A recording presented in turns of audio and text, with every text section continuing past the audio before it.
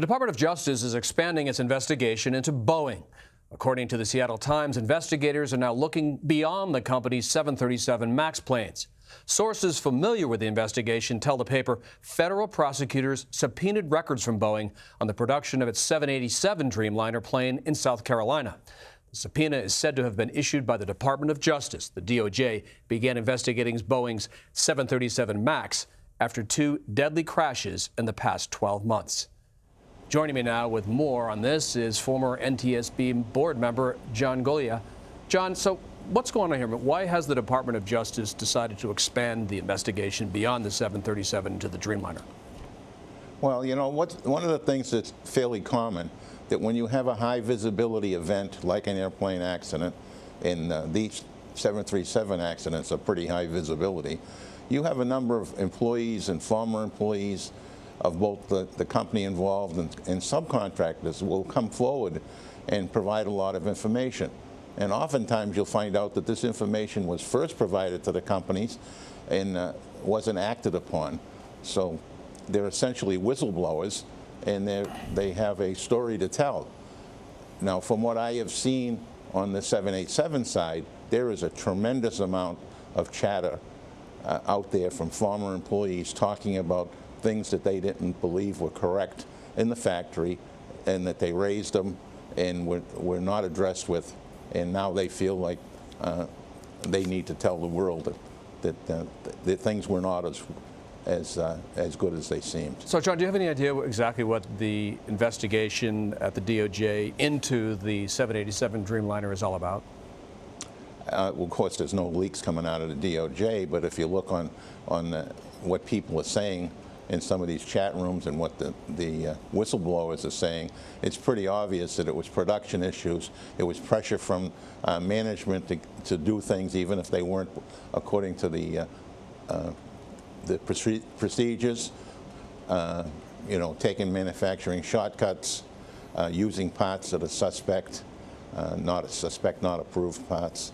So all of the litany of manufacturing problems that one could run into are now showing up online, with people reporting what they observed while they were working. Some of them are anonymous, some of them have their names on them. So the Dreamliner was grounded back in 2013 because of battery problems. So what other issues has this aircraft had? Well, there's a lot of issues around just production issues, using the wrong parts. I've seen some documents that were provided by one whistleblower in South Carolina where they had some parts that were not approved. They were sequestered, and the next day when he come back into work, those parts were not where they were, and that they were installed on some airplane. So two investigations, first the MAX, now the Dreamliner. Too soon to start talking about whether Boeing has a safety culture issue? Well, I think they have not only a safety culture, they probably have an issue of a lot of pressure on their employees to get things done. They themselves are under a lot of self-imposed pressure by promising deliveries to their customers that they probably can't meet.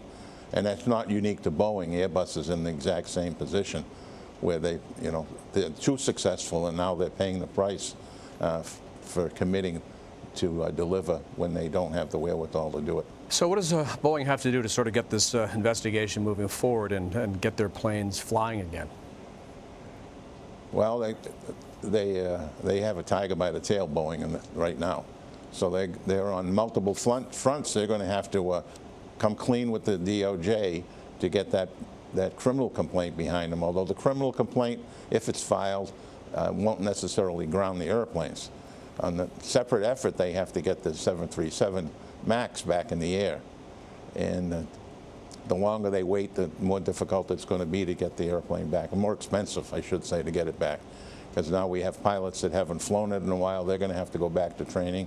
That's not even to mention if there's additional training is required for the changes that were made and for MCAS. So they have their hands full. Back to the 787 for a second. How popular is the Dreamliner with airlines? Oh, the airlines love the 787. In fact, I've flown in it. I love the airplane too myself.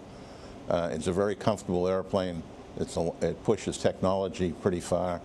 It's comfortable because the pressurization is higher, so you have a lower cabin pressure, so you feel a little bit more refreshed when you get to your destination.